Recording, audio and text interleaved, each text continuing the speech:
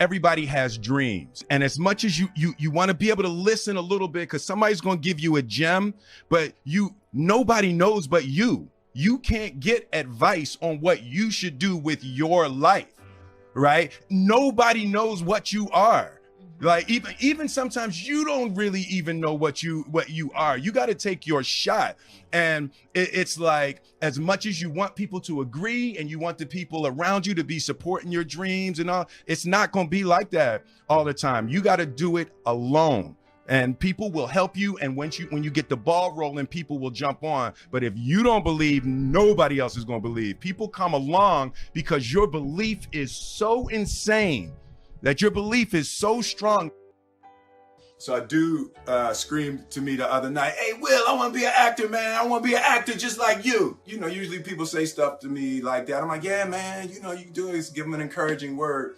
But I was just sitting here thinking, and it dawned on me, 99% of people that say stuff like that are not willing to do what it takes to make their dreams come true. The Marines have a saying, everybody wants to go to heaven, but nobody wants to die.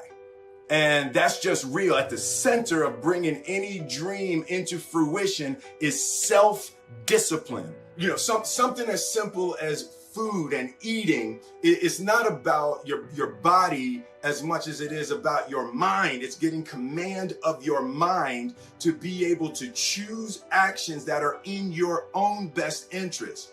Every day, we are choosing shit that's not in our own best interest, right? So if the world is attacking you and the world wants to fight you and the world's trying to hold you down, so you're going to kick yourself in the balls? So you're going to stop yourself from getting what you dream. Self-discipline is the center of all material success. You cannot win the war against the world if you can't win the war against your own mind. Fail early, fail often, fail forward. You know, it's always a little bit frustrating to me when people have a negative relationship with failure.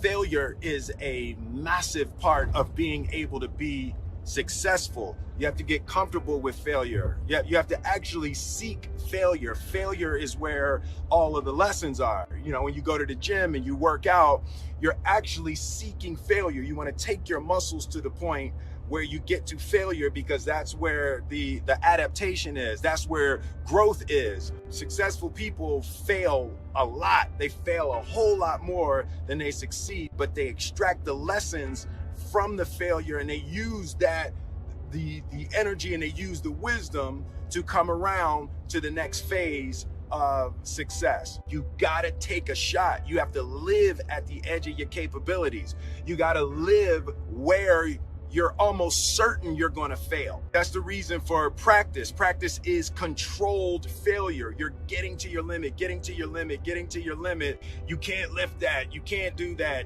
until you get to the point that all of a sudden your body makes the adjustment and then you can do it. Failure actually helps you to recognize the areas where you need to evolve. So fail early, fail often, fail forward. You can make a person smile, you can make a person feel good, you can make a person laugh, but whether or not a person is happy is deeply and totally and utterly out of your control. I remember the day I retired. I literally said to Jada, that's it. I retire. I retire from trying to make you happy.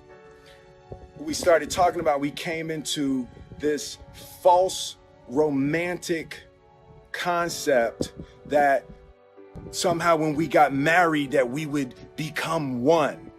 And what we realized is that, but her happiness was her responsibility and my happiness was my responsibility.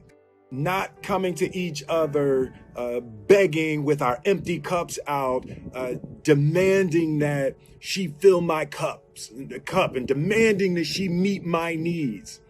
It's unfair and it's kind of unrealistic and can be destructive to place the responsibility for your happiness on anybody other than yourself.